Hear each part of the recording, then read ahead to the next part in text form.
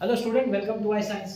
आज का जो मेरा क्वेश्चन जेईई मेंस का है वो 2024 का है, चैप्टर करंट इलेक्ट्रिसिटी है। और टॉपिक हम बोल सकते हैं रेजिस्टेंस पे, temperature dependence on off resistance. मतलब रेजिस्टेंस जो टेम्परेचर पे डिपेंड करता है। इसको कोई लोग समझ सकते हैं कि थर्मल प्रॉपर्टीज ऑफ मैटर वहां भी जा सकते हैं, लेकिन ये बेसिकली करंट का चैप्टर है क्योंकि रेजिस्टेंस की बात हो रही है। मतलब टेम्परेचर के हिसाब से जो रेजिस्टेंस चेंज होता है ना, उस कंसेप्ट पे ये फॉर्मूला है। सबसे पहले क्या आप जानते हैं, बिफोर मैं क्वेश्चन रीड करने से पहले, क्या आप जानते हैं कि टेम्परेचर का क्या रिलेशन है रेजिस्टेंस के साथ? वो फॉर्मूला आना चाहिए। वो फॉर्मूला आ गया तो फिर तो सम इजी हो जाता है। और सम करने के बाद मैं आपको कुछ टिप्स दूंगा, जैसे हर बार देता हूँ। जो लोग नए हैं, जो लोग बहुत दिन बाद अगर वीडियो देख रहे हैं, उनके लिए याद एक रिकलेक्ट हो जाता है, रिफ्रेश हो जाता है। तो कुछ ना कुछ नया रहता है, लेकिन बेसिक तो वही रहेगा जो आपको मैं बताऊंगा सम सॉल्व करने के बाद कि क्या आप करें जिससे आपका मार्क्स बढ़ जाए, इंटरेस्ट। चलिए, तो फॉर्मूला, बेसिक फॉर्मूला ये है। अगर आपको याद हो, मैं याद दिला देता हूँ। आपका एक जो बेसिक फॉर्मूला है वो है R T is equal to R not, देखो मैं आर ही, तो R is equal to R not 1 plus alpha delta T. जिसको ऐसा भी कोई लिख सकते हैं, R is equal to R not 1 plus alpha T minus T not. Delta T मतलब चेंज इन टेम्परेचर। अभी R not generally initial resistance होता है, और यहाँ पे 0 डिग्री तो हम समझेंगे कि रेजिस्टेंस है 0 डिग्री से। ठीक, आर जिस पर्टिकुलर टेम्परेचर की आप बात करें उस समय का रेजिस्टेंस, और ये दो टेम्परेचर होगा, इनिशियल और final. Alpha, alpha is the coefficient of resistivity, no coefficient, वो जो टेम्परेचर डिपेंडेंस होगा ना उसका, तो उसी पे डिपेंड करता है। That gives you the coefficient of resistivity. तो चलिए देखते हैं, ये बेसिक फॉर्मूला यही है और कुछ है नहीं। सम इतना इजी 2024 में पूछा मैंने, इतना इजी सम पूछने बहुत अच्छी बात है। तो देखिए, पहले हम क्या करेंगे, फर्स्ट पार्ट वन में हम क्या करेंगे, हम टी नॉट को ले लेंगे 0 डिग्री सेल्सियस, और हमारा टी लेंगे हम 100 डिग्री सेल्सियस। हम पहले ये बोलेंगे, फर्स्ट ये यूज करेंगे। तो हमारा देखिए, उसमें हमारा जो आर 0 है, 0 डिग्री पे कितना है रेजिस्टेंस, 10 ओम है। और T 100 डिग्री पे कितना है, 10.2 ओम। ये वैल्यूज यहां सब्स्टिट्यूट करेंगे, देखते हैं अल्फा मिलेगा। चलिए स्टार्ट करते हैं। तो यहाँ पे सॉरी आर है, तो यहाँ पे देखिए हो जाएगा 10.2 is equal to 10 1 plus alpha 100 minus 0। ठीक, 10.2 is equal to 10 1 plus 100 alpha. अब इसको बेसिक डिवाइड कर दीजिए, 10.2 upon 10 is equal to 1 plus 100 alpha. अब 10.2 अपॉन 10 हो जाएगा आपका 1.02 minus 1 is equal to 100 alpha. हो जाएगा 0.02 upon 100 is equal to alpha. या बोल सकते हैं alpha is equal to 0.02 into 10 raise to minus 2। ये आपको अल्फा का वैल्यू आ गया। ओके,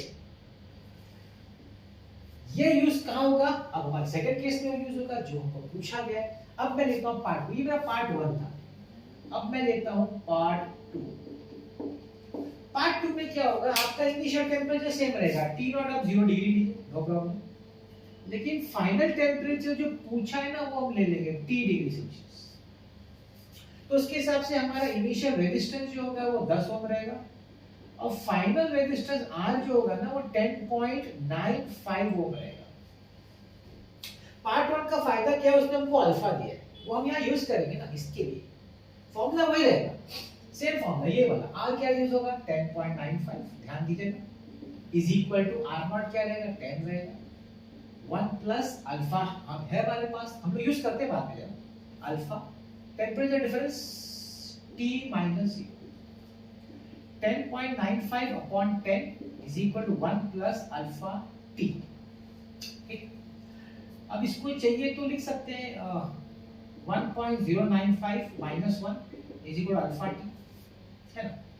तो 0.095 upon alpha is equal to T, 0.095 upon alpha, alpha ये देखिए 0.02 into 10 raised to minus 2, दो डेसिमल हटा दीजिए तो ये हो जाएगा आपका 9.5 अपॉन 2 into 10 raised to 2, -2 पर चला गया।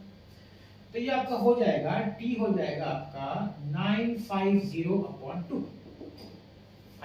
से मल्टीप्लाई कर दिया। अब क्या है, 2 4 जा 8, 2 7 जा 14, 2 5 जा 10, दिस इज डिग्री सेल्सियस। लेकिन उन लोग ने हमको केल्विन पूछा। अच्छा मैं एक चीज बताना भूल गया कि एमसीक्यू मतलब इसमें ऑप्शन नहीं दिया है। तो पता ना इंटीजर टाइप वाला क्वेश्चन होता है, 4-5 क्वेश्चन वो है, मतलब इसमें ऑप्शन नहीं है, आपको आंसर लाना है और वही डिजिट टाइप करना है। अच्छा उन्होंने केल्विन में पूछा, मुझे सेल्सियस में केल्विन में क्या करना है, कुछ नहीं, 273 ऐड कर देते हैं, 8 4 7, दैट्स द आंसर 748। आपको टाइप क्या करना है, आपको टाइप करना है 748, के नहीं टाइप करना है, के तो ऑलरेडी बोला हुआ है। आपको इंटीजर टाइप में सिर्फ डिजिट टाइप करना है, कुछ यूनिट टाइप नहीं करना है, ठीक है। बस यही है, सब हो गया। कुछ था कुछ नहीं था, 2024 का क्वेश्चन, सिर्फ ये फॉर्मूला आपको आना चाहिए।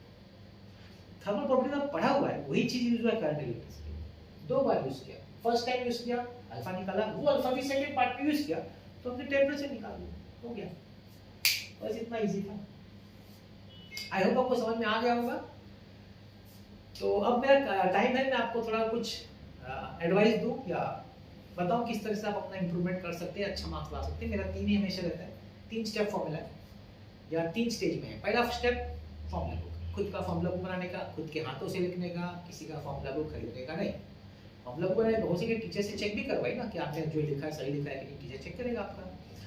हर टर्म का मीनिंग क्या होता है वो लिखने का। ऐसा नहीं कि मैं एक पेज में सब फॉर्मूला खत्म कर दूं चैप्टर का, या 2 पेज में नहीं, अगर 5 6 7 8 जितना पेज लगे डिटेल में फॉर्मूला बुक बनाइए। कब काम आएगा, आपके एंट्रेंस के एक दिन पहले वही काम आएगा, वही पढ़ना है आपको, याद रखिएगा। एकदम डिटेल में फॉर्मूला बुक बनाइएगा, थियरी नहीं, फॉर्मूला बुक। हर एक टर्म का मीनिंग क्या है, क्या समझ में आता है, सब लिखने का। सेकंड स्टेप क्या करने का, रेफरेंस बुक खरीदने का। 2 अच्छा सा रेफरेंस बुक आपके लिए मार्केट में से अच्छे ऑथर का। और क्या करने का, जिस दिन आपका किसी चैप्टर का या टॉपिक का क्लास में या कॉलेज में हो गया पढ़ा के, फॉर्मूला अपना रेफरेंस बुक लेने का, जो फॉर्मूला बुक बनाया वो सामने रखने का और प्रैक्टिस चालू करने का। टीचर का वेट नहीं करने का, टीचर पढ़ाएगा सिखाएगा एमसीक्यूज तो हम करेंगे। एमसीक्यूज कोई टीचर नहीं पढ़ा सकता। टीचर आपको कंसेप्ट सिखा सकता है, थियरी सिखा सकता है। ये गलत चीज आजकल बताई जाती है कि टीचर कराएगा आपको एमसीक्यू सिखाएगा, बिल्कुल नहीं, गलत है ये। टीचर एमसीक्यू नहीं सिखा सकता, आपको खुद करना पड़ेगा। ये एक्चुअल बात है, कोई नहीं बताता है। बात ये है ना, ये फैक्ट है। कोई क्यों नहीं बताता वो आप समझ सकते हैं, कोई क्यों नहीं बताएगा ये बात। खुद करिए। डाउट हो तो जाए ना टीचर के पास, लेकिन पूछने का डाउट अपना सॉल्व करवाने का। ये सेकंड स्टेप है। थर्ड स्टेप पीवाईक्यूज देखने का, पीवाईक्यू सॉल्व करने की जरूरत नहीं, देखने का, क्योंकि जनरली सेम रिपीट होते नहीं है, टाइप हो सकते हैं। तो इससे देखने से क्या होता है, आपको टाइप पता चलेगा ना, कौन सा टाइप पूछा जाता है। तो जब आप रेफरेंस बुक से प्रैक्टिस करें तो उसी टाइप पे कॉन्सेंट्रेट करिए ना, उसी टाइप पे कॉन्सेंट्रेट करिए, ज्यादा प्रैक्टिस करिए। और दूसरा, आपका अगर हो गया है ना प्रैक्टिस करके, तो मेरा पीवाईक्यू देख के आपको रिकलेक्ट होगा, हाँ ये तो मेरे को आता है। आप मेरा वीडियो पॉज करके खुद सॉल्व करके चेक कर सकते हैं आपको आ रहा है कि नहीं, और फिर आप चेक कर लीजिए मेरे वीडियो से आपने सही किया कि नहीं किया। ये आपके लिए एक तरह का चैलेंज हो जाता है, टेस्ट हो जाता है। ये 3 स्टेप है, ये करेंगे तो और कुछ करने की जरूरत नहीं है। मैं आपको लिख के देता हूँ, बहुत एकदम सस्ता आसान तरीका मैंने आपको बताया। इसमें कोई खर्चा नहीं होता, मगर इसमें मार्क्स बहुत अच्छे आ जाते हैं। अच्छा, इसमें एक दो चीज और बताना चाहूंगा। जैसे क्वेरी के हिसाब से एक क्वेरी हो सकती है कि सर आप एक वीडियो में तो एक ही सम सॉल्व करते हैं। हाँ भाई, आप जानते हैं कि मेरे एक वीडियो में जब मैं सम सॉल्व करता हूँ तो बहुत डिटेल में समझाता हूँ। जहाँ पे बहुत सारे सम सॉल्व करने होते हैं ना, वीडियो में आप देखेंगे बहुत फास्ट कराते हो, उनके पास टाइम कम है ना, बोले ये है, ये फॉर्मूला, ये डालो, ये करो, ये आप बोलो अरे क्या इजी लगा है, तो बहुत इजी है।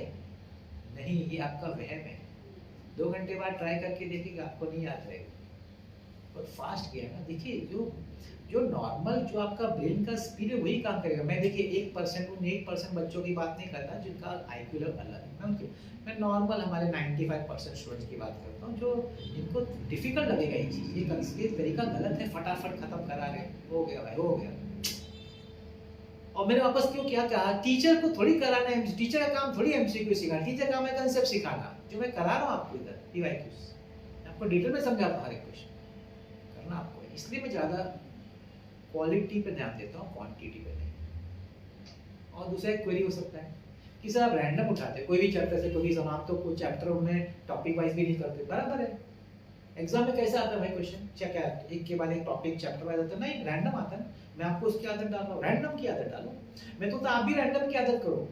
अब पहली बार जब रेफरेंस बुक से प्रैक्टिस कर रहे हो ना, तो चैप्टर का या सब टॉपिक वाइज का ठीक है, लेकिन जब सेकंड थर्ड टाइम करो ना, तो चैप्टर का टॉपिक वाइज मत करो। एक चैप्टर का एक क्वेश्चन उठाया, दूसरे चैप्टर दूसरा उठाया, तीसरे का तीसरा उठाया। अब बोले ये क्या तरीका है? यही तरीका है। आपको अपने आप को आदत डालना है आपके एंट्रेंस एग्जाम की। एंट्रेंस एग्जाम में रैंडम आता है, वो कब आदत डालेंगे, उसका प्रैक्टिस कब करेंगे, नेट प्रैक्टिस का कब करेंगे, रैंडम क्वेश्चन का आपको ही करना है। कोई नहीं कराएगा एमसीक्यूज, कोई करा नहीं सकता एमसीक्यूज। ये वहम है कि कोई टीचर करा सकता है एमसीक्यूज या सिखा सकता है, बिल्कुल। अगर टीचर ही करा रहा है एमसीक्यूज, मतलब टीचर ने आपको थियरी बराबर नहीं सिखाया, कंसेप्ट बराबर नहीं सिखाया। क्योंकि जिस टीचर ने आपको कंसेप्ट और थियरी सिखा दिया है, आप एमसीक्यूज करेंगे, कर लेंगे। फॉर्मूला बुक होना चाहिए सामने पास। हो सकता है थोड़ा डाउट्स होगा तो टीचर सॉल्व करवाने। देखिए मैंने आपको इस पे बहुत मतलब डिटेल में समझाने की कोशिश की है। ये चीज़ करिए आप देखिएगा, आप याद रखिएगा कि आपका कैसे इम्प्रूवमेंट हो रहा है। और सिर्फ फिजिक्स में नहीं होगा, आपका सब सब्जेक्ट जो आपके फिजिक्स हो, मैथ्स हो, केमिस्ट्री हो, बायोलॉजी, जो भी आप प्रैक्टिस करते हैं, जो भी एंट्रेंस देना, आप देखिए, आप विश्वास नहीं करेंगे, बिना किसी के मदद के आपका मार्क्स इम्प्रूव हो रहा है। ठीक है ना। मेरा देखिए अलग अलग प्लेलिस्ट भी है, सीईटी भी है, एडवांस भी है, नीट भी है, वो भी देखिए ना, उसमें से भी आपको बहुत हेल्प मिलेगा। क्योंकि फॉर्मूला वही है, चैप्टर भी वही है, सिर्फ लेवल ऊपर नीचे है, तो क्या है। ठीक है, तो मिलते हैं नेक्स्ट वीडियो में। आज का मेरा वीडियो देखने बहुत बहुत धन्यवाद।